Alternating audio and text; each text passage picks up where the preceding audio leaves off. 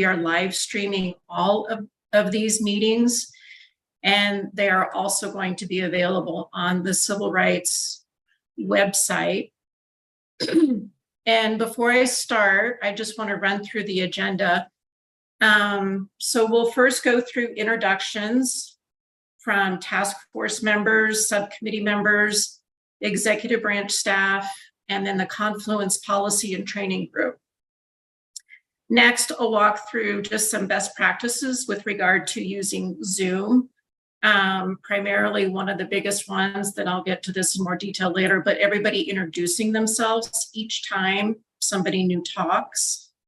Then we'll go into a presentation from the Attorney General's office, and then we'll allow remarks from the facilitator from the Confluence Policy Group.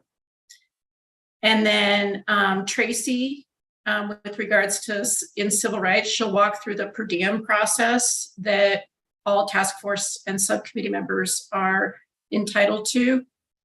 And then at that point, if subcommittee members do want to leave, they're available to do that. But then the next step will be to choose a chair for the task force. And then we'll determine a regular meeting cadence and then closing remarks. So if nobody has any questions, I think we'll go ahead with introductions for task force members, subcommittee members, executive staff, and then the policy and strategy group.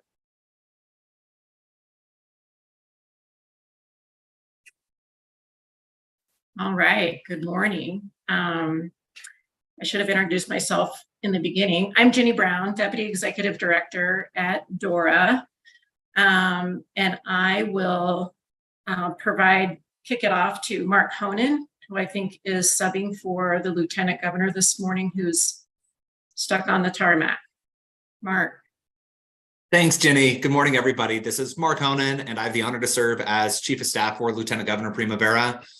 Just like Jenny hit upon, I'll be serving as her designee for this meeting until she has hopefully the ability to join via the call later on as the meeting goes on. And apologize for being off camera. A little bit of a bug is going around our household at the moment. But again, really appreciate folks coming together. And again, we'll be serving as Lieutenant Governor's designee. Thanks so much.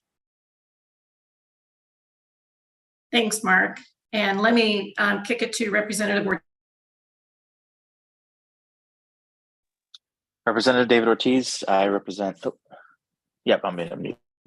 I represent House District 38. I passed the original bill that started this task force, so I'm excited to serve with everybody.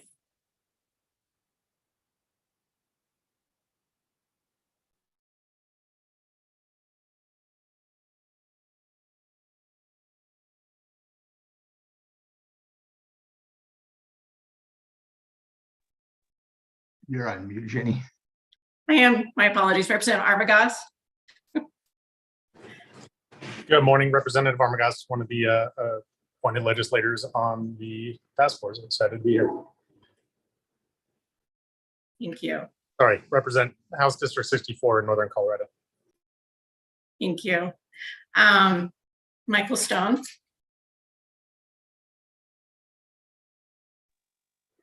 Sorry, muted. Hi, Michael Stone, up here in Boulder, Colorado, just task force member. Very excited to be here. Thank you, Representative Ortiz and all who have made this happen. Thank you, Michael. And let me go to the next. I can't see everybody's screen, so I can't see everybody that's on. Kirsten. Hi, I'm Kirsten Beck. I'm excited to be a task member. I am the general counsel for Cronky Sports, which is the Nuggets, the Avalanche, the Mammoth, the Rapids. So I am very excited because I think I have a unique perspective with all of the issues we deal with. Thanks, Kirsten. Elizabeth. Hi, all. Elizabeth Moran. I'm the Executive Director at the ARC of Colorado. Pleased to be here. Thank you. And which other task force members am I missing? Julie. Yeah, there you go. Hi, I'm Julie Riskin. I'm the co-executive director of the Colorado Cross Disability Coalition. We're a statewide a civil rights, disability, social justice, civil rights organization representing people with all types of disabilities, and I'm happy to be here. Thank you. Kathy And I Hall. see- I'm Kathy Hall from Grand Junction. Not really sure why the governor wanted me to serve on this, so I'm here to learn. Thank you. Thank you. Josh, were you going to say anything? I was just gonna mention Kathy was on, yeah. Oh, cool. Did I get everybody? Lauren Schwartz here, Oh, Colorado sorry. Chamber of Commerce. No, good morning, everyone. Apologize, I might be a little distracted because we are holding a conference today that I'm producing. So my colleagues are trying to help me with AV right now. But glad to be here, glad to join you. I look forward to this experience. Thanks. Thanks, Lauren. And I did see Jennifer Harpole jumped on, who's on the main task force. We're just doing introductions, Jennifer. Oh, there she is. Yep. Hi, Jennifer. Do you want to introduce yourself?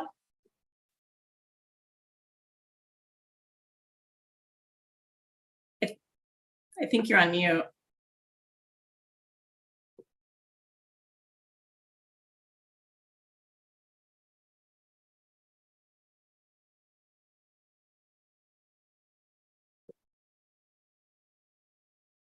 Could be the fact that you're using earbuds too. Okay. Okay, she can't unmute, but Jennifer's here. Is that all the task force members that are here? All right. I said, do you want to do the subcommittee, Jenny, or? Yeah. So subcommittee members for the rewrite subcommittee, can you introduce yourselves as well? And we can start with Alana Barris. Hello, Alana Barris, based out of Denver, and yeah, excited to be here. All right. Anybody else on the rewrite subcommittee in attendance? Tom Maker, the Town of Wiggins Town Manager. Thanks, Tom. And I'm Andrew Montoya with Colorado Cross Disability Coalition, also on the Rewrite Task Force or Subcommittee. I apologize. Thanks, Andrew. And did I see Cindy earlier? Yeah. Oh, there's Cindy Vaughn here, disability advocate. Okay. This is Charlie Garcia. I'm the Civil Rights Commission subject matter expert. Thanks, Charlie. Anybody else from the rewrite subcommittee? All right. Then we'll start with executive branch staff. I'll start with Aubrey Alenis. Good morning, I'm Aubrey Alenis. I'm the director of the Colorado Civil Rights Division. Jennifer. Good morning, everyone. I'm Jennifer McPherson. I'm the deputy director of the Colorado Civil Rights Division. Tracy. Good morning. My name is Tracy Green, and I am the Deputy of Operations for the Colorado Civil Rights Division. And then executive, Josh, do you want to introduce yourself? Sure, Josh Winkler, Senior Disability Policy Advisor in the Lieutenant Governor's Office. Anybody else from executive branch staff in attendance? Okay. And then I'd like to introduce Barrick and Carrie, who are received the contract for the facilitation of the task force. So we're excited to have them join. So I'll let Barrick go ahead and provide some opening remarks. Like. Thank you, Jenny. And I'm sure we'll get a chance later and in future meetings to get to know each other better. My name is Barrick Abramson. I'm the president of Confluence Policy and Strategy Group. As Jenny said, we're here to support the work of the task force and the subcommittees, meeting planning and facilitation. Our firm, 90% of the work that we do is facilitating different collaborative decision-making processes. We are a neutral and nonpartisan organization that helps stakeholders find common ground on some really complex and contentious issues. And we've had the privilege to support just about every department and agency of Colorado state government, as well as a number of counties, ranging from HICPUF and the Department of Education to the governor's office and DOLA. And we're just really honored to be able to support you in what we know is some very important work, and look forward to learning from you how we can best support the work of the subcommittees. Carrie? Thanks, Barrick. Nice to meet you all. My name is Carrie Steele. I'm a policy director and senior project manager here at Confluence. I do a lot of the behind the scenes operational work. Any questions, you need to get in touch with us, reach out to me, and I'm happy to coordinate all those efforts. Look forward to working with all of you in the coming weeks and months, and we're excited to be here. All right, thanks, Carrie. And then I'll let Billy introduce himself. Good morning, everyone. My name is Billy Sieber. I am counsel to the Civil Rights Commission, housed out of the Office of the Attorney General. And Mr. Aker, I have to tell you, I grew up in Wiggins and was just out there on Friday to see my family. So nice to see my hometown represented here. All right, so I'm gonna also kick it off to Katie O'Donnell, who is kind of running the behind the scenes levers with regards to how this Zoom meeting goes forward. But also, if everybody could introduce themselves before they speak, might be a little bit hard to get used to, but just want to remind that. So Katie, can you describe a little bit about how the Zoom platform works? Yeah, hi everybody. I'm not going to turn my camera on because I don't want to mess anything up, but I'm running all the audio controls and some of the chat functions for this Zoom meeting. I'm Katie O'Donnell. I'm the Director of Communications and Stakeholder Engagement for the Department of Regulatory Agencies here at DORA, and I do the behind the scenes tech support for a lot of these meetings. Just a few things to note on this. We are live streaming. We will live stream all of these meetings just so that we have reference to go back to any of these for at any point that we might need to. But also one thing to keep in mind, chat is going to be a distraction for folks. And I see that we've got stuff coming in right now, but we're gonna try to ask you guys to be really thoughtful about how much you're putting in the chat. And that's primarily because we have a handful of screen readers on in the background for our folks who have needs for that. So when we put things in the chat, it pulls away from the discussion that's happening between task force members, but also from the presentations going on. So I'd ask that we'll kind of prompt you if we have feedback we want in the chat.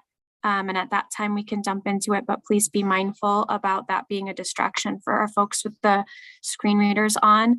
And then one more thing that I will say besides the introductions is this will be a lot of presentation being read and reiterated. So please be patient with us, even if you can see and read the slides, not everybody can. So there'll be a little bit more time spent on some of that explanation than you're typically used to if you aren't used to working with screen readers. So that's my update. Feel free to direct message me through chat so it doesn't blast off to everybody. And I'm just on that CCR oversight. I think it's just the CCR direct message option within the chat. Somebody had a question. Hi there, Katie. This is Elizabeth Moran. I just had a quick question about the transcript. I turned on captions, and typically I can save the transcript on my computer so I can just review it and highlight and what have you later, but I noticed that's not an option. Will there be a transcript available later? Yeah, so it will automatically transcribe through YouTube. It's one of the reasons we've been using YouTube. In this Zoom platform, everyone has to start it individually. I can't do it on behalf of the whole meeting. So we'll find a way to get that transcript, but yeah, meeting minutes and notes, I'm sure Jenny will be touching on what's shared and what the process is going to be for that. That's great. Thank you. Any other questions?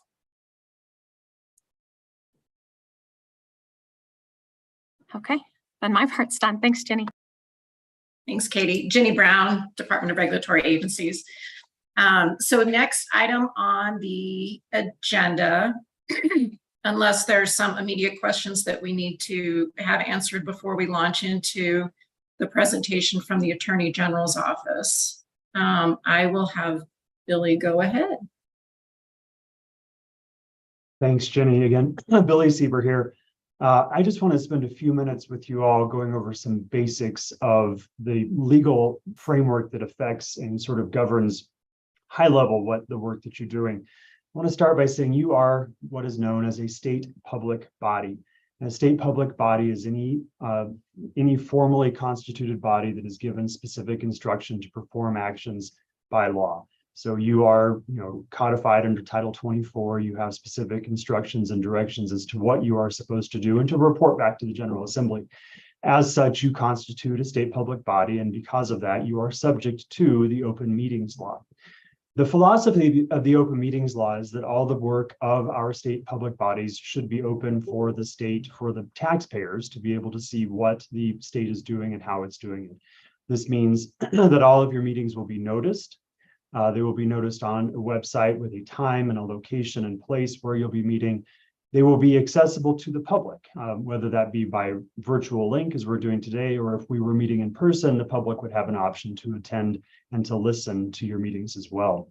What's more important about a public meeting is that it is what constitutes a meeting. It takes two things: two or more members of the state public body who are meeting at a place or time at which the business of the body will be discussed.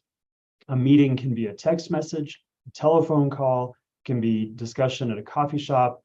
Anytime that two or more of you are together, also discussing the business of the body, that is a public meeting and must have been noticed. If you meet and discuss, or text and discuss, or phone call and discuss the business of this body without having noticed it, you're operating and meeting in violation of the open meetings law. That can have effects on the work that the body is doing as a whole. It can void the work that you're doing. It can add time. You may have to go back and rework things. And it also can just, it looks bad in the public's eye if we start having suggestions or reportings of public meetings that are taking place. So to that end, please don't email each other. Please don't text each other. Please don't telephone call each other. Wait until there is a public meeting. Bring all of your items that you want to discuss to that meeting. If there's something that you feel that you want to have on the agenda that should be in advance, you'll reach out to Jenny. Jenny will be your point of contact for anything that you want to get to the body or to put out to Jenny in advance before the body meets. And Jenny will take care of, strategizing that, working it into the agenda, so on and so forth. Does anyone have any questions about the open meetings law? I do. This is Rep. Ortiz. So there's many of us here that do work that has nothing to do with what the task force is doing around disability rights. So I just want to clarify that it has to do with what we are specifically talking about or dealing with. It's not just a blanket general, neither of us can ever meet at all whatsoever. Correct. Yes. And I'll clarify that. And that's a very good question. It is really, when you think about the business of the body, it is that which you will vote on at the meeting that you're going to be at. So you may cross paths in a variety of ways out in the public, and that's fine. I mean, it could be as incidental as going to a high school football game and sitting next to someone your children go to school together. That does not constitute an open meeting. If you're at the football game and you start talking about the work of the task force, those items that you will be voting on, the reports that are being drafted, your interactions with each other, the discussions that you've had at the meeting or that you plan to have at the next meeting, that's the business of the board.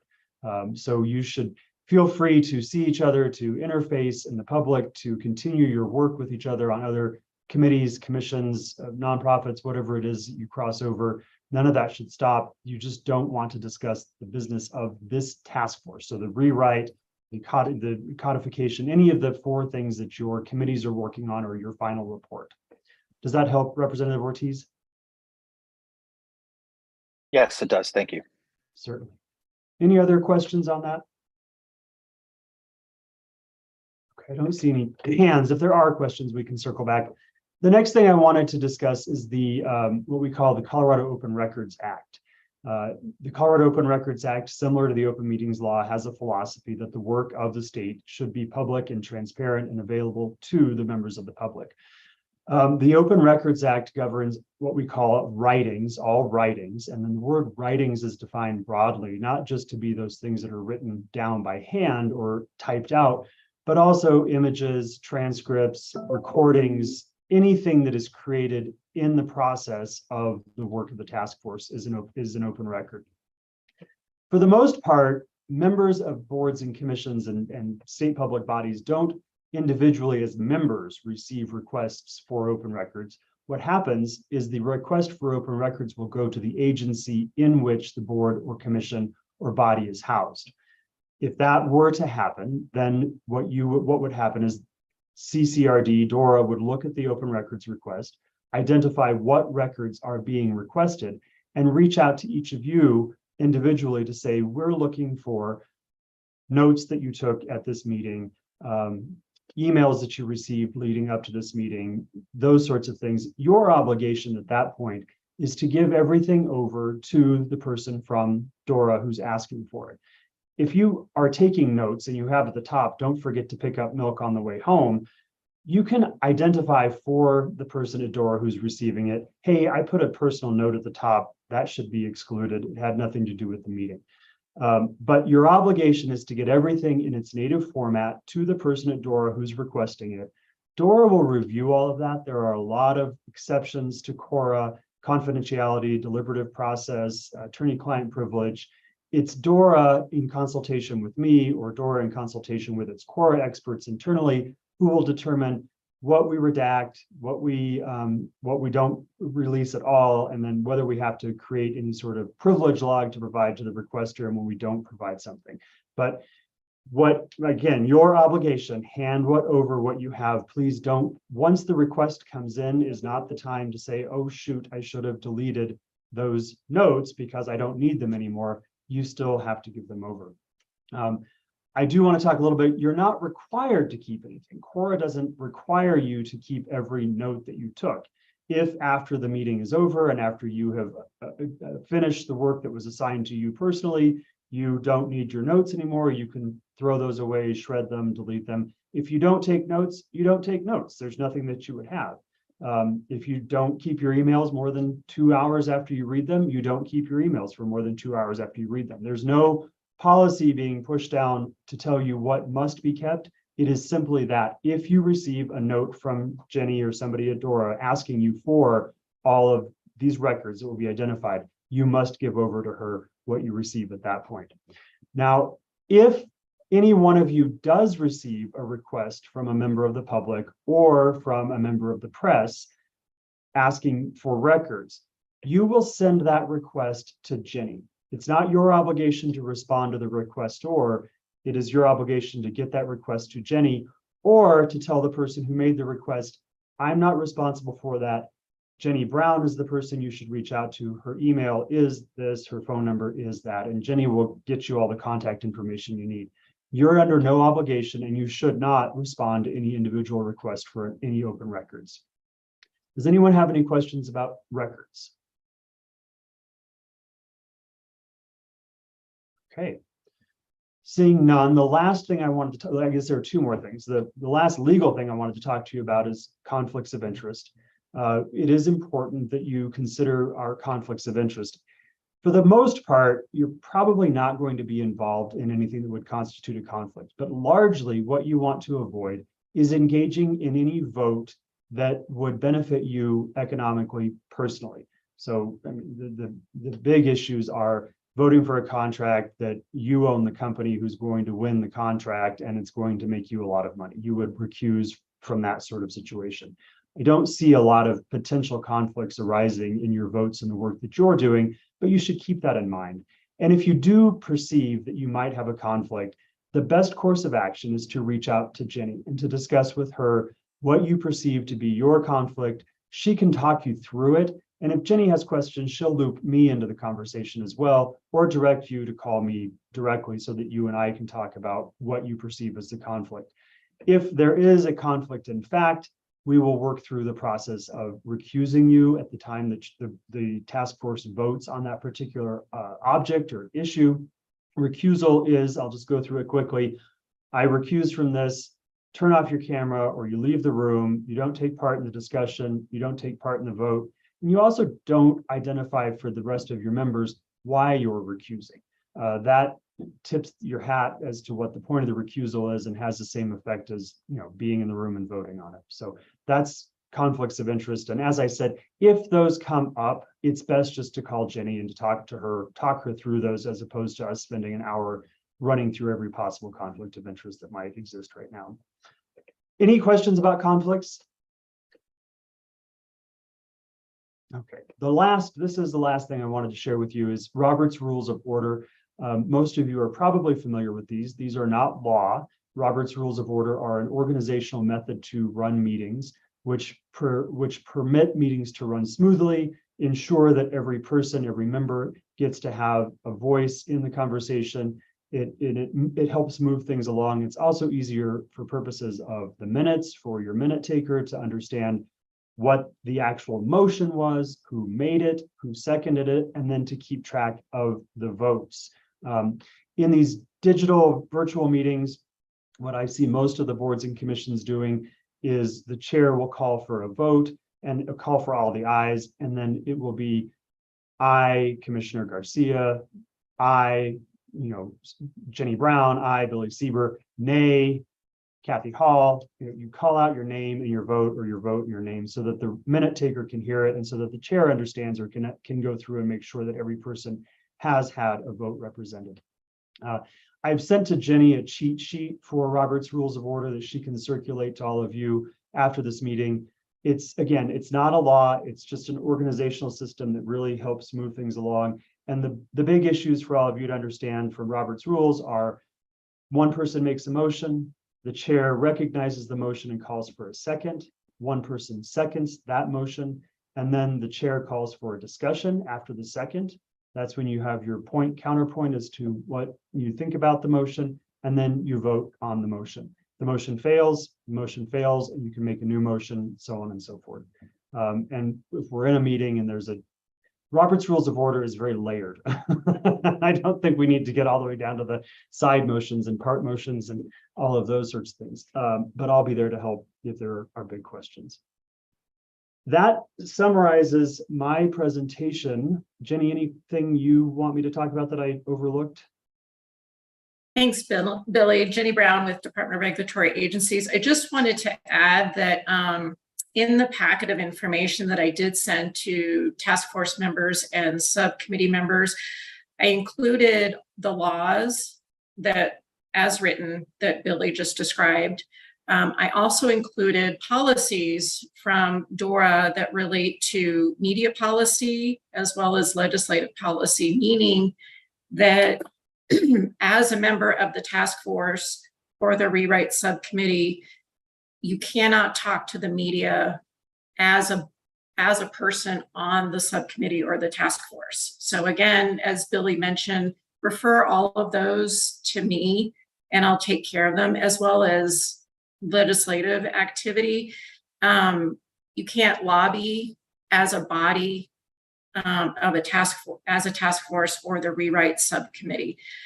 So anything that you would do with that would be outside of what Billy's talking about. So any questions about that?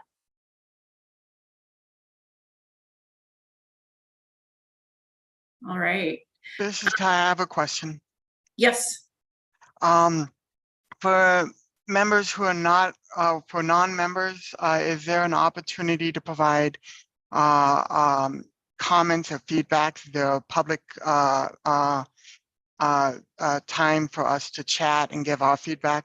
And I'm very concerned about, if we have to be wary about what we put in chat, how we can participate and voice our concerns and thoughts. That's a great question. And what we will do with that, Ty, is that there will be opportunities for everybody to provide feedback when we start getting started on the rewrite subcommittee and their activities, as well as the task force. Since this is mostly an operational meeting, we didn't really include that piece of it, but we do have strategies for reaching out and getting people that are on our current stakeholder list, getting their feedback with regards to what's being addressed through the task force and the rewrite subcommittee. And so, yes, there will be opportunity for that. I do also want to add that the facilitators, as they start, we will start organizing all of that detail. So we're looking to identify a chair from today. And then going forward, we'll work with the facilitators to map out what public comment looks like, how we'll reach out and get information from just the general public. But good question. Did that answer your question, Ty? Okay. If I can jump into, I mean, we as members are allowed to take input from general community, right? So for example, like those of us that represent community living with a disability, we're allowed to collect emails, phone calls, and then present that information to the task force itself. I mean, we're all here for a reason. We're all here as representatives, some for the business community, some for our very specific communities. So that's my understanding as well, unless that does not sound correct. I'll defer that to Billy.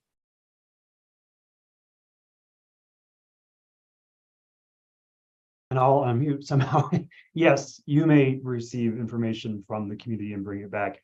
And I would caution with that, that you are not the body itself when you're meeting with the community. So you would not want to go out and say, the task force is going to do X based on this. It is you're receiving information and then providing it to the task force with no promises or suggestions as to what the task force will do with the comments that are received.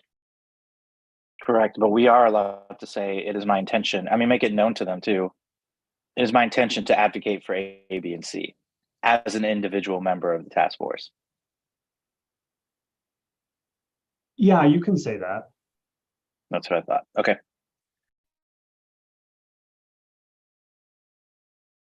All right, thanks, Billy. Any other questions before I hand it off to Eric? I have one. This is Rep. Ortiz. I have one for transparency's sake, and I would like to see by a show of hands, those that want to self-identify, how many live with a visible or invisible disability? Okay, I see 1, 2, 3, 5. Outstanding. That makes 6 that I can see.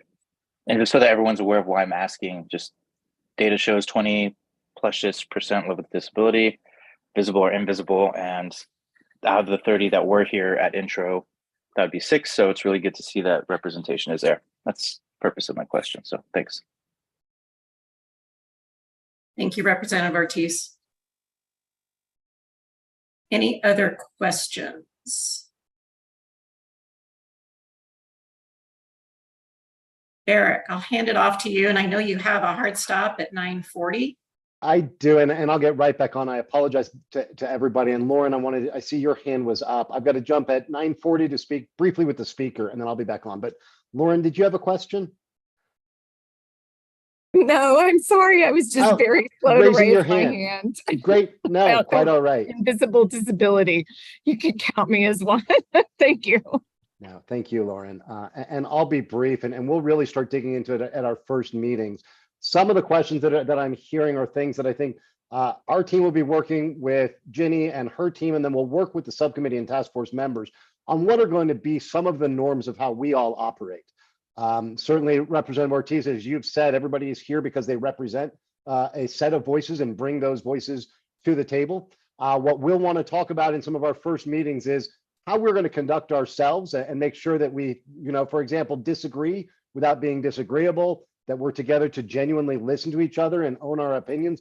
And we'll also have some conversations at our first meeting about what our norms are going to be in terms of speaking about the work of the task force, to whether it's our communities or our associates, to make sure folks are aware, but also that we provide opportunity within this for some candid conversations, noting that it is a public meeting. So we'll cover all of that. I just want to emphasize that our role here at Confluence is going to be to support all of you. Our expertise is in facilitating really contentious and complex conversations. Both Carrie and I, you may have seen, raised our own hands as part of this. We're going to be leaving, though, our personal experiences and our lives outside the door when we come to facilitate. One of the things we will probably be doing is reaching out to each of the task force and subcommittee members in the coming couple of weeks to get to know each of you individually and understand your perspective and whether it's the things that you're really passionate about or concerns that you have as we go into these conversations. And I want everybody to know that we are here at your disposal. We are a resource for Ginny and Dora and the state of Colorado, but most of all, we're here to make sure that everybody has the opportunity to raise their voice. And some of those things will be identifying what materials and conversations we need to be having. Ty will be identifying where we can have opportunities for public comment to make sure that this brings in as diverse and robust a set of voices from across Colorado and across all of the communities, particularly those that are most impacted or have been historically marginalized in some of these conversations. So we look forward to diving into this. We look forward to tackling what we know are not just critical issues, but really complex issues across all of these subcommittees, diving into our first opportunity and our first obligation, which is to start framing this rewrite and where we need to start giving some of our friends at the state the heads up that this is where the work of this committee will be going. So Jenny, that's all I had to say. We're really looking forward to the opportunity to support this work. Jenny Brown, Department of Regulatory Agencies. Thank you, Barrick, for your comments. And I do just want to remind folks that there is a staggered identification of subcommittee members. So we have, the governor has appointed task force members and folks to the rewrite subcommittee. We have 3 more subcommittees that do need appointments from the governor, and the deadline for those is October 30th. So in the meantime, we'll be doing that in a parallel fashion as we onboard Barrick and Carrie, as well as onboard committee members. So thank you for your patience. We're just trying to get this all kind of up to speed and whatnot. So we look forward to making this operationalized for everybody. If anybody has any questions, we can answer those. Otherwise, I'm going to hand it off to Tracy Green with the Civil Rights Division.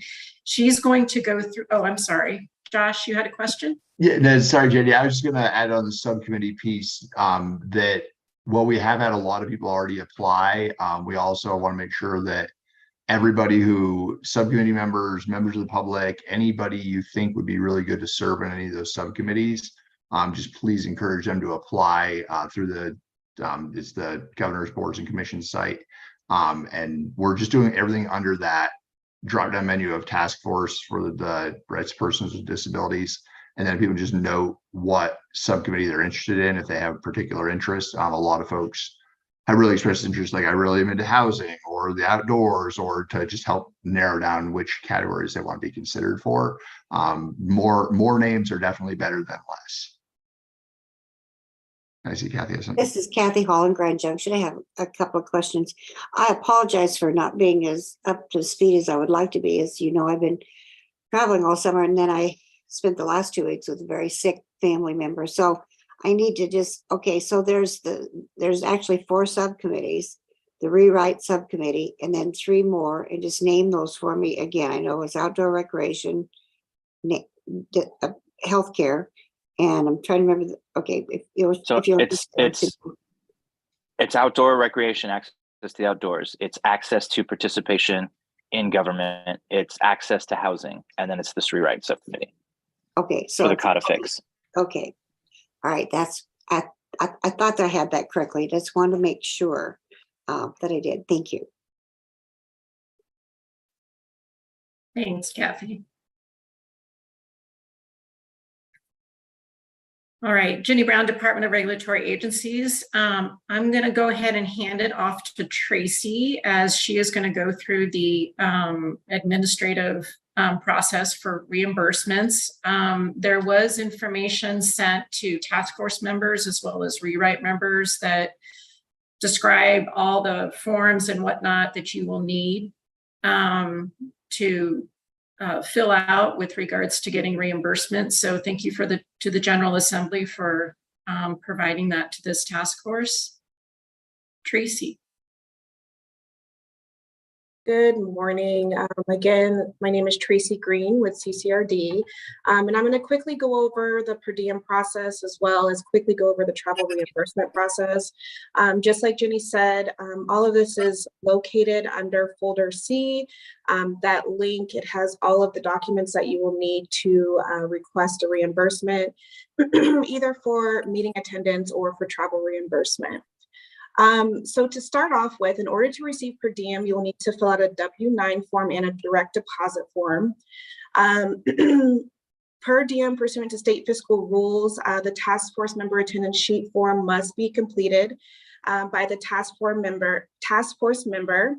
And again, that form has to be filled out with your full name and date or dates of service.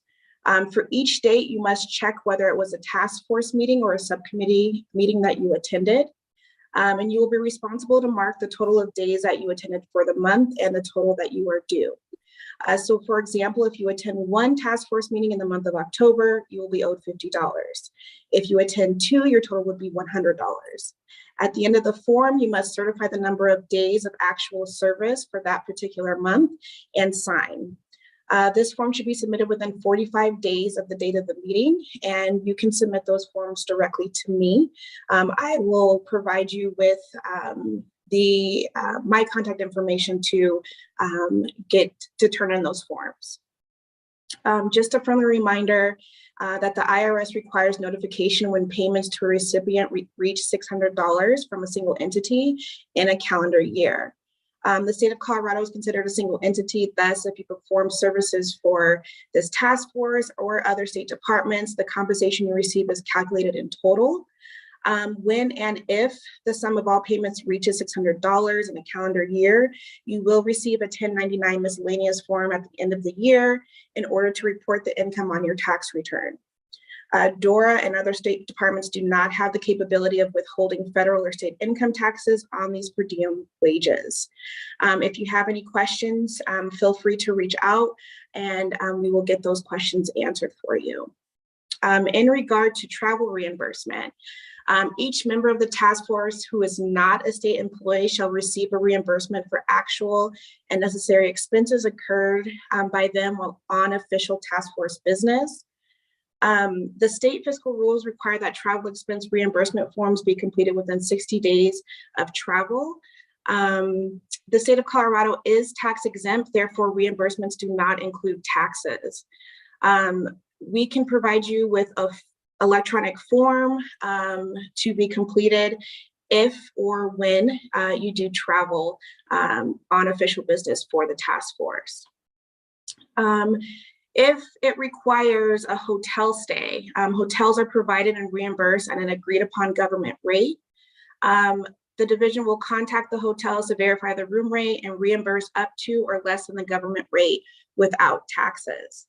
If a task force member chooses to book his or her own hotel room, the division will provide a list of hotels and reimburse directly at the government rate, only if that rate is considered reasonable. We do have tax exempt certificates that we can provide that will be available for task force members if they choose to make their own hotel arrangements. And then the travel mileage for reimbursement is also set by the state controller's office. The current rate is 62 cents per mile, and the travel expense reimbursement form will contain the current rate. Again, if or when you guys do travel, we will provide you with all of the necessary documents, and we'd be more than happy to go over the travel reimbursement process when we get to that point. And just to reiterate, both the per diem and the travel reimbursement information is available under folder C in that introduction email that was provided to task force members. Does anybody have any questions? This is Ty. I have a question. Sure. I'm not thinking about myself here, but peer voice is incredibly powerful and needed for this. And many of our peers are on fixed incomes. Will there be accommodations for people who can't afford to pay for the hotel or need help with transportation ahead of time so they can attend and be equal access to the meetings? I will defer to Jenny, but my understanding is that this specific policy is for actual task force members. Jenny? Yeah, hi, Ty. So in the legislation, the appropriation was just for the task force and subcommittee members. However, having said that, why don't we we can chat offline and figure out how we can accommodate the folks that you're talking about. And I don't mean, you know, maybe it's right now that we don't have any members or, that need that accommodation, but down the line someone does. And I just want to have forethought, you know, make sure that our peers have equal access and equal representation in such an important committee. Thank you. Yeah, let me do some checking into that, and I'll find out. Thank you. And this is Rep. Ortiz, if I can also chime in. The virtual option is always going to be available. Is that correct? Yes. Yes. Thank you. Hi, this is Andrew Montoya. Just to clarify, would reimbursements that exceed $600 also generate a 1099? Yes, it would automatically generate the 1099. We would have that information from your W-9 once that is submitted. And just another point to make is if you do not want to do direct deposit and you would like to receive an actual check, you can do that as well. You don't have to do the direct deposit. Thank you.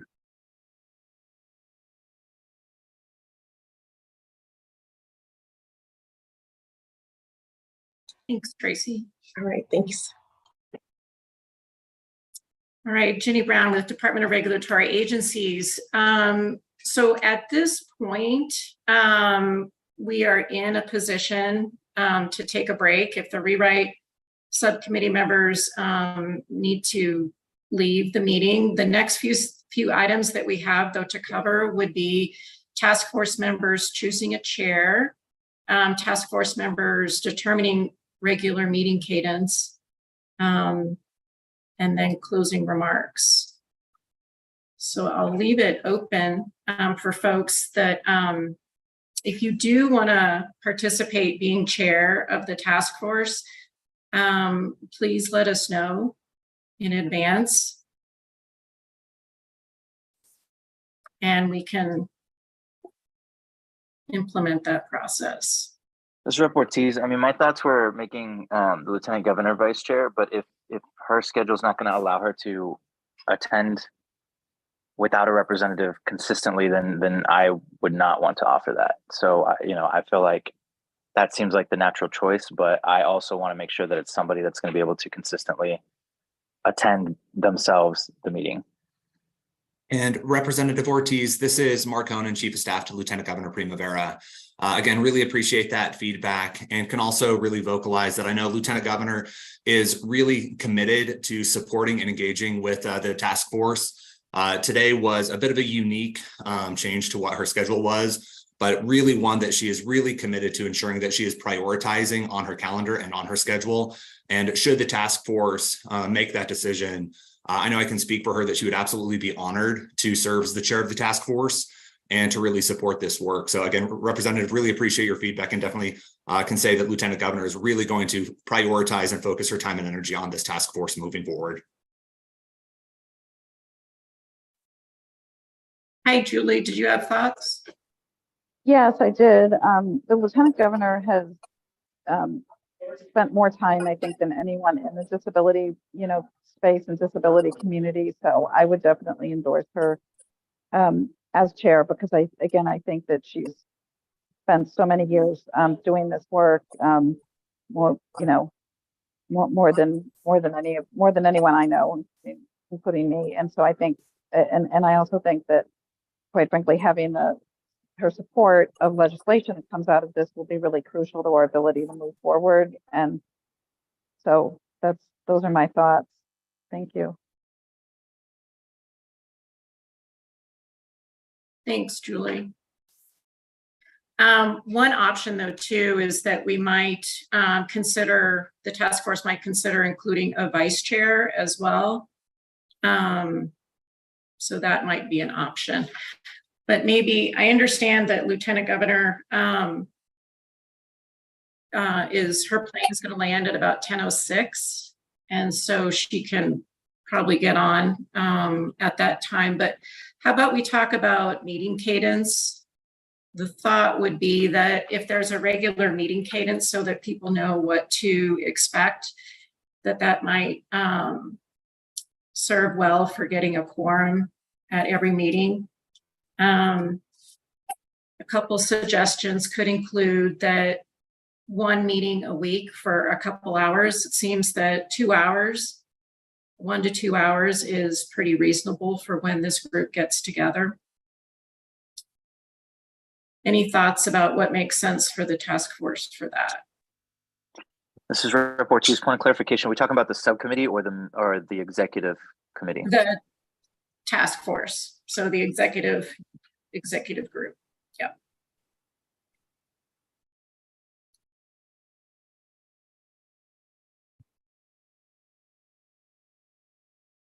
This is Elizabeth. Go ahead, Elizabeth. I was just about to say, I saw you with your hand up. Yeah, that's okay. This is Elizabeth Moran with the Arc of Colorado, and I would be in favor of a weekly meeting. I'm wondering if the task force might consider a 90-minute standing meeting versus a full 2 hours.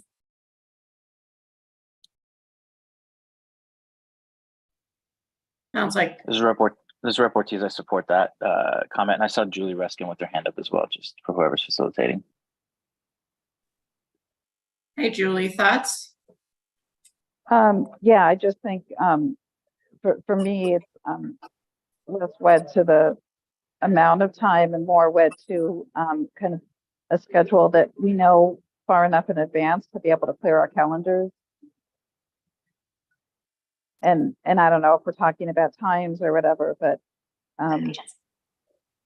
you know, that if we maybe want to consider times that might be less interfering with our, like with our quote unquote day jobs, like, you know, early or late, or, you know, even midday, to try and not interfere with other standing meetings, that would be great. But again, I'm more wed to consistency and as much advance notice as possible.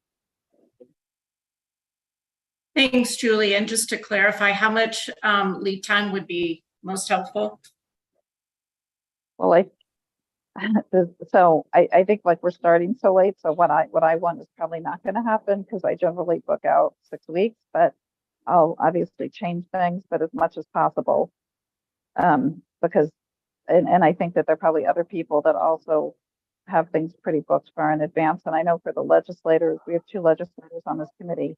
Once we start, I want to make sure that whatever we do is doable for them once we get into session. And so that might be not doing it during business hours, but they can say what they need. But I again, just as much regularity and consistency as we can have would be, I think, best for everyone. And that also helps people from the public kind of know when things are going to be. So it's not a thing where you're chasing that information.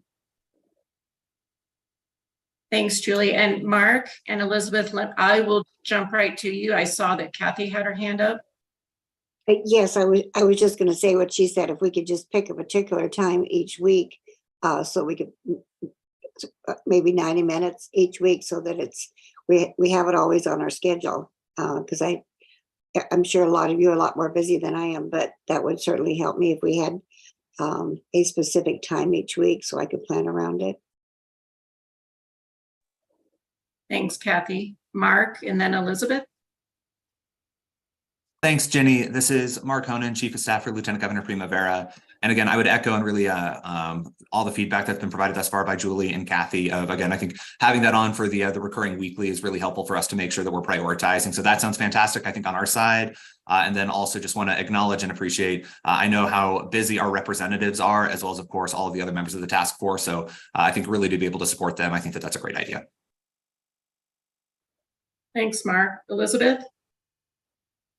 I know for myself that Fridays tend to be my lightest day, but I'm mindful of some of the comments that other folks have made around our legislative schedule and making sure that the Lieutenant Governor and some of our legislators can fully participate.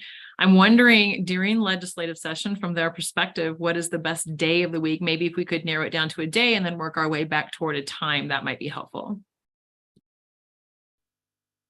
As Rep Ortiz, I think it's going to depend on what committees Rep Armagost and I are going to be on and what days we might have off that overlap. So if we're trying to make sure that we build around that, you know, we can kind of set up something now for the rest of off session, but with the tentative understanding that during session that might have to change based on when we have committees and when we're able to meet. And I will say this because I know Rep Armagost, I don't want to speak for you, but I know for those that don't live in the Denver metro area, Friday is the day that they like to go home and travel. I mean, because session is so intense, they like to be able to go home and spend time with their friends and family.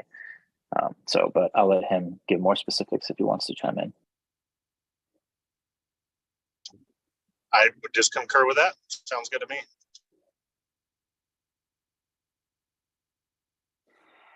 And there is a 720-431 number with their hand up. And then Jennifer, I'll jump to you as well after this. Those are both me, I think. Oh, okay. That's my audio. Thank you. I agree with the comments that have been made so far. I would say for me that during the business day is going to work a lot better than the evening, but maybe, you know, some folks through at lunch. I mean, the lunch hour would certainly work. But agree with just getting a standard time on the calendar, even if it's just standard from now through when the legislative session starts. That would be very helpful. Thanks, Jennifer. As Rep Ortiz, is there any way we can put out a doodle poll? I mean, this is a tool that caucuses and other organizations use often to try and see what day of the week or time frame works the best for people. And that way, Dora can be collecting some data on what might work best for people. We can certainly do that. I was gonna offer just for consideration that it sounds like Friday doesn't really work for the legislators, but maybe I know Friday afternoon is usually lighter, as well as Monday morning before folks hit the floor, or noon to 1 seems to be a regular time when the General Assembly breaks. So I'll just throw those out there for consideration, but we can absolutely do a doodle poll for the task force for sure. Jenny, this is Rep Ortiz. I appreciate that. During off session, I won't speak for Rep Armagost, like Fridays are fine. Doodle poll would be great. It's just during session. And you're right about all your other statements around Monday morning and lunchtime. So. Okay, thank you. All right. So we'll send out a doodle poll given this current conversation, and then we'll kind of narrow that down to a day. But it does sound like 90 minutes weekly is what we're shooting for. So and that's for task force members. Subcommittee members, they'll have a different cadence, and that will be established with the facilitator. But we'll do 90 minutes on a weekly basis going forward.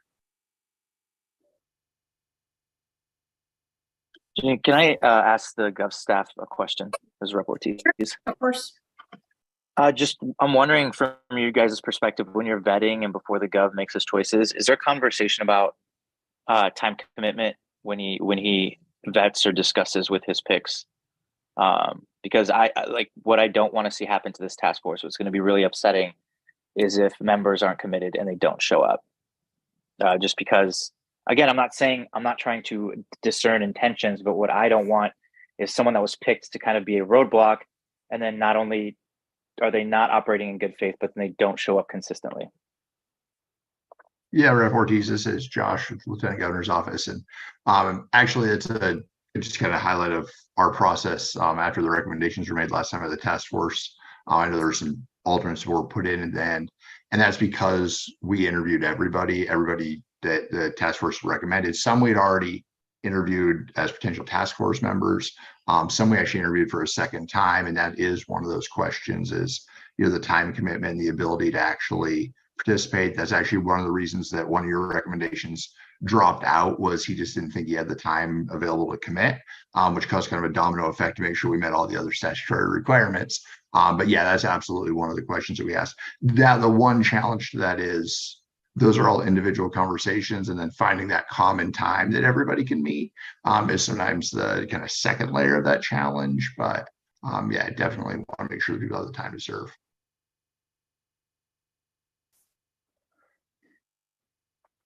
All right. Thanks, Josh. So Katie will be sending out a doodle poll to schedule for that. Any other questions about what has been discussed so far? And I'm just trying to pull it out a little bit to make sure that the Lieutenant Governor can join by phone. So any questions with regards to what the Attorney General's office shared, the per diem process?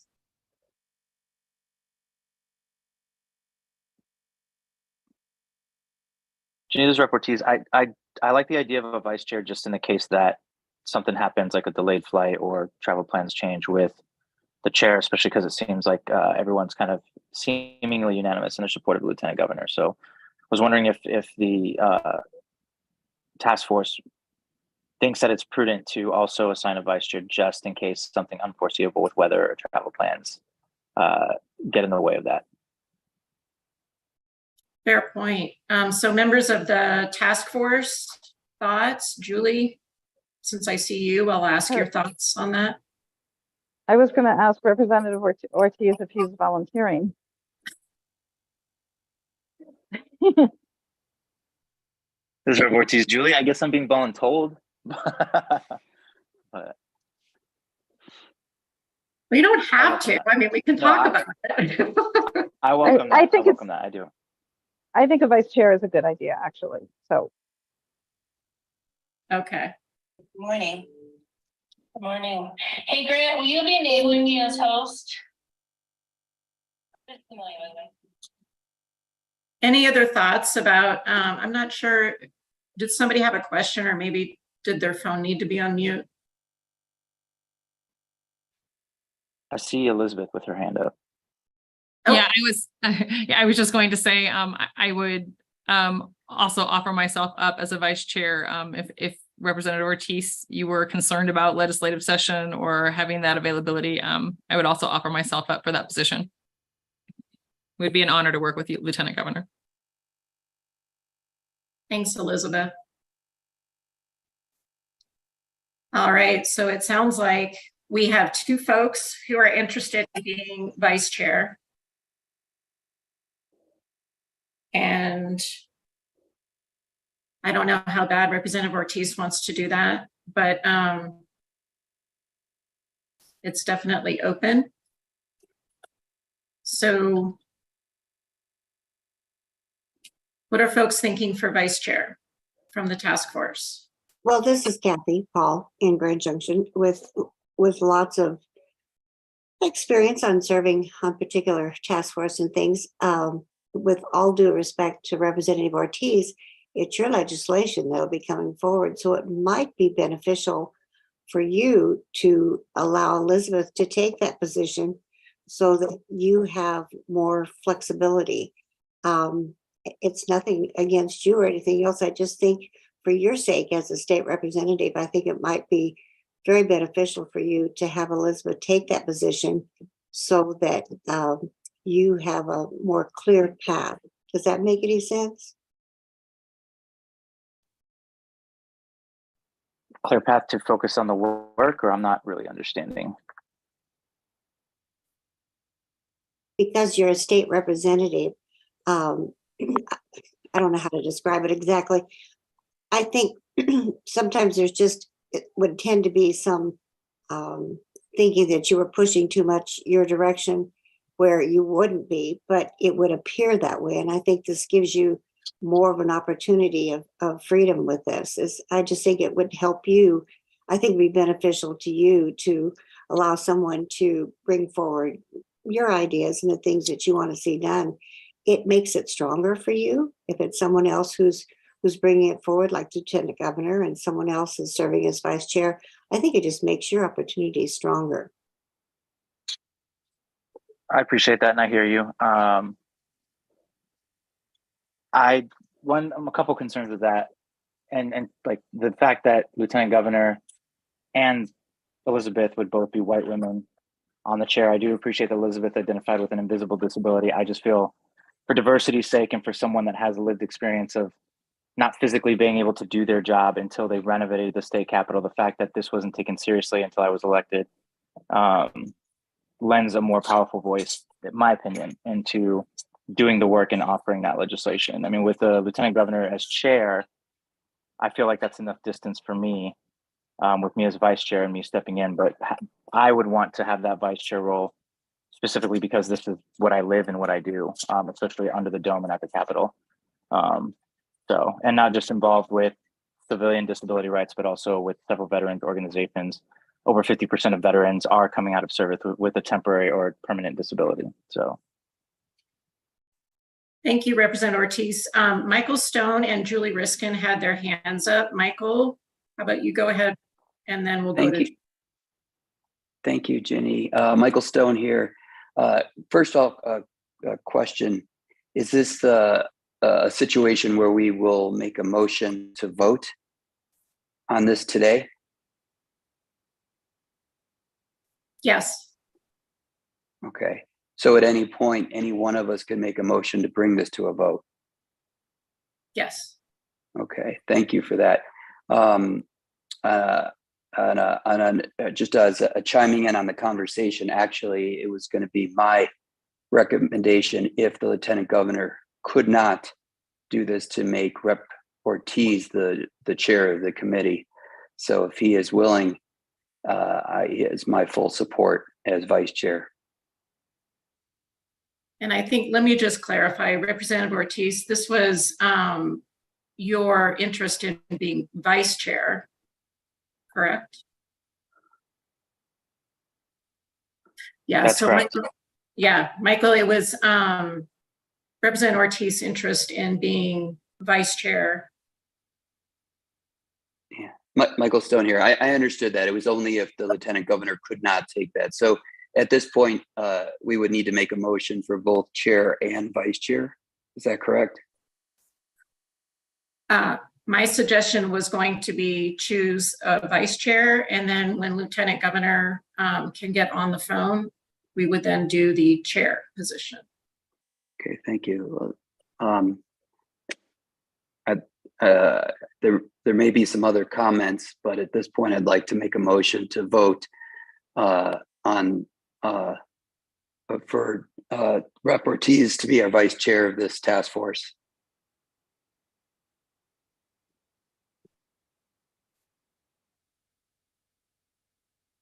I Julie, second that motion.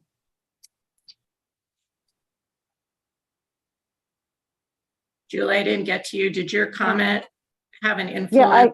Yeah, just that my understanding, and Rep. Ortiz, or someone can correct me if I'm wrong, is that he was on here as a representative of veterans organizations, not as a state representative. And I don't know if that matters, but I just wanted to say that that was my understanding. Yes. But this is Rep. Ortiz, Julie, that's already correct. Seconded. And so the motion on the table is for Representative Ortiz to be chosen as vice chair. Can I get a show of hands from task force members? 2, 3, 4.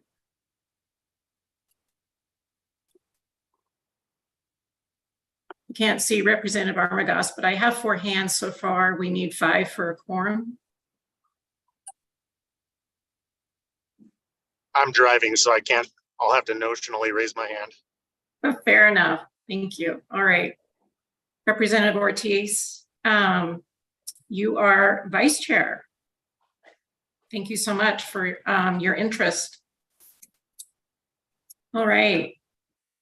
So I think moving on to identifying the chair, there was a majority of interest with regards to having a Lieutenant Governor participate as chair. Mark, did you have any thoughts you wanted to add to that? Jenny, this is Mark, Chief of Staff for Lieutenant Governor Primavera. Again, really appreciate folks kind of continuing the conversation. I think that if folks are comfortable with the idea of moving forward, I think that we can move forward on a vote if that's the feelings of the task force. Lieutenant Governor, it sounds like is in the process of getting off the plane as we speak. But if that's the will of the task force, I think we can move forward on a vote if folks are comfortable. Thank you. This is Kathy Hall. I would nominate Lieutenant Governor as the chairman of this task force. This is Report He seconds that. I think we've got 5 with Kathy, Representative Ortiz, Julie, Michael Stone, and Elizabeth. Did you vote? Okay. So that's 5. So Lieutenant Governor as chair. Great. And Jenny, this is Mark Honan, Chief of Staff for Lieutenant Governor, one final time. Again, just wanted to appreciate the faith of the task force and just looking forward to continuing to work with this amazing group of individuals on this really critical work. So again, really appreciate that. And I know Lieutenant Governor will be on here shortly. Thanks, Mark. And I have Elizabeth and Kirsten who have both raised their hands. Elizabeth, why don't you go first? I just want to make sure as a point of order that when there was a motion on the table and it is seconded, there's also an opportunity for discussion before a vote is taken. We skipped that step earlier.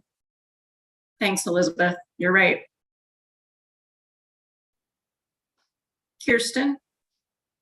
Oh, I'm all good. I still have my hand up from voting for the Lieutenant Governor. Sorry about that. Okay. All right. Okay, so Lieutenant Governor as chair, and then Representative Ortiz as vice chair. Any other thoughts, comments? I'm just going to probably leave it to closing remarks for task force members going forward, as well as if Confluence Policy wanted to provide any final remarks. Let's start with task force members. Kathy, any closing remarks? Oh, I think you're on mute, Kathy. Oh, I'm sorry. I can't think of anything right now. Thank you. Thanks, Kathy. Representative Ortiz. I just want to thank everybody for willing to give their time. But we got a big lift ahead of us. I mean, ADA did not become law until 1990. And just to be very clear with everybody, that was a floor, that was a start. Recently was having dinner with my uncle who does recruiting for a university in Texas. And constantly when he is meeting with professors, they seem to think that the ADA is optional. And this is not uncommon throughout this nation. The work of this task force is long overdue. It's serious. So I thank everyone for their commitment. We need to make sure that we're pushing basic access and basic civil rights for a community that is constantly marginalized, and because of the nature of lack of access are constantly barred from participating. So I'm excited, and I really appreciate everyone willing to do the work. Something else I would say is don't hesitate, even if we have to announce it, don't hesitate to let's get together, especially if you're representing, business community or city government. If your perspective is not lived experience of living with a disability, don't hesitate to reach out to a member of community or to one of us on the task force as long as we announce it. I see Billy, so making sure I'm speaking to what we need to speak to. But we need to, in order to move forward with the best legislation, we need to approach each other in good faith and learn from each other. So I welcome that opportunity. Thank you, Representative Ortiz. Anybody else have some closing comments? Yeah, this is Julie Riskin, and we are, the disability community is very excited about this, eager to get to work and agree that the ADA was a floor. And I think our goal here should be not just compliance, but that Colorado is the most welcoming and most accessible state in the country and place in the world. And there's no reason we can't do that. Thank you. Thanks, Julie. Any other task force members with closing comments? This is Representative Armagas. Just echo along with what Rep. Ortiz was saying. I too am a disabled veteran, also part of several veteran service organizations and disabled veteran service organizations. So with that being said, I likewise, I'm excited to see where things can go to make it better for our disabled community. Thank you. Thank you, Representative Armagost. Mark, do you have your hand up for current comments? Thanks, Jenny. This is Mark, Chief of Staff for Lieutenant Governor Primavera. I do, and just wanted to echo, I know that a lot of folks on this call are very aware of it, but of course that the governor and the lieutenant governor are just so committed to creating a Colorado for all, which includes a Colorado that provides equitable opportunities for people with disabilities. So we're so excited for the work of this task force that we know will help the administration prioritize efforts for the final time in office, as well as pave the way for future administrations and general assemblies to continue to advance the rights and opportunities of Coloradoans with disabilities. So again, so appreciate the amazing work and looking forward to engaging and partnering with all the members of the task force. Thanks, Mark. And Kirsten, I saw your hand up, but then it went down. Well, I just wanted to say thanks. I really look forward to the opportunity to learn. I think I have a unique position here, given that I can speak for a lot of public facilities and give a lot of perspective from that.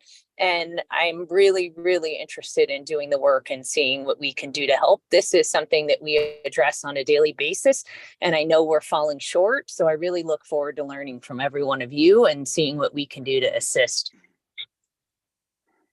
Thanks, Kirsten. Michael, I'm going to go to Elizabeth first, and then I'll get to you, okay? Elizabeth? Thanks, Jenny. I just want to echo what my esteemed colleagues have already said here. I really am looking forward to engaging and working with all of the members of this task force. And I want to loop back to the ADA, something that, as many of you know, the ARC of Colorado focuses largely on individuals with intellectual and developmental disabilities across the lifespan. And when I look at the ADA, and I think that we are 33 some odd years past the ADA, and I think about the fact that when we talk about inclusion and access, it seems to me that lots of folks know about curb cuts and large print and braille and prosthetics and there's so much more work to do.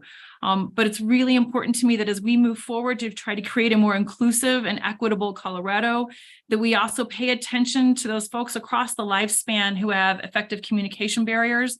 And we really honor the fact that the intersectionality of disability, to Representative Ortiz point earlier, both disabilities that are seen and unseen, and making sure that as task force members, we're providing both supports and accommodations at every level for folks with lived experience who have those perhaps invisible disabilities and who need effective communication supports and accommodations just to be able to engage and share that lived experience with us and talk to us about what they need.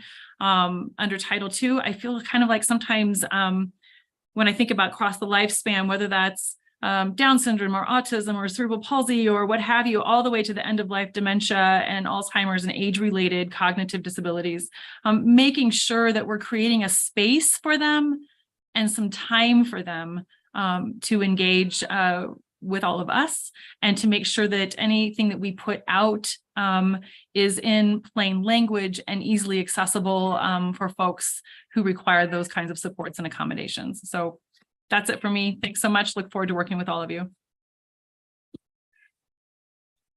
Thanks, Elizabeth. Michael Stone?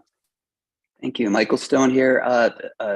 Lots of gratitude here, everyone. First, for Jeannie Brown and Katie O'Donnell for acknowledging the screen readers. As a blind person, being on these kinds of meetings, it could be kind of a nightmare, especially when people are continuously chiming in on the chat room. It drowns everything out. And it's actually the first time that somebody's ever acknowledged us. So it's extremely heartfelt.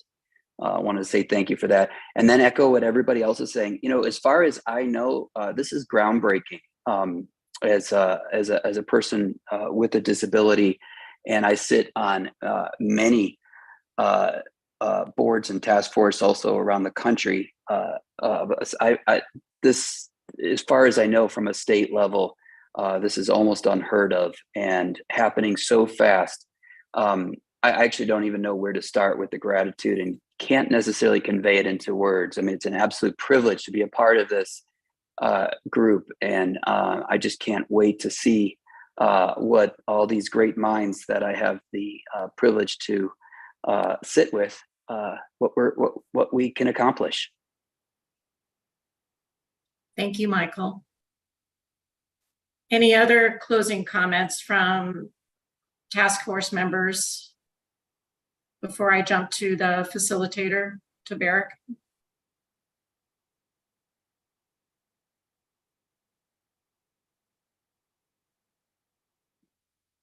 All Jenny, right. I'll be brief. I just, on behalf of Carrie and myself and the entire Confluence team, we are truly humbled and honored to be able to support this work. I agree, Michael, this is groundbreaking to see a state take this kind of effort. Representative Ortiz, hats off to you for the passionate advocacy on this. We know this is going to be some difficult conversations, and they're going to get complex. We are just so honored to be able to support this. And it is so inspiring to see the passion and the commitment to collaboration on this. So we will be reaching out to everybody to get to know each member better, and look forward to the opportunity to support all of you. Thanks, Barrick.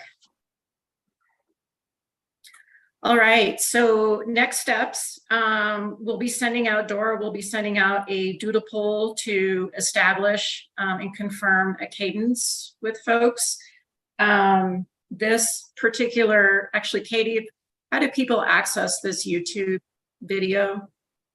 Yeah, so it streams under a tab on our Dora YouTube called live stream. It doesn't show up as a video that's uploaded, so I can send that link out so you guys have access to it when I send out the doodle poll here shortly. Okay. And then also, as we build the stakeholder list that we have, if you have other people that you think would like to be notified of meetings for this, please send me the emails, and then we'll go ahead and get them included on the stakeholder log. And then, of course, if there's any questions about what the Attorney General's office had presented, then give me a call, and then we'll set something up for you as well. All right, so looks like we are ending a little bit early. So thank you, everyone, and you'll be hearing from Confluence for next steps as well as the doodle poll. I move to adjourn. Thank you, Representative Ortiz. I'll second. All right.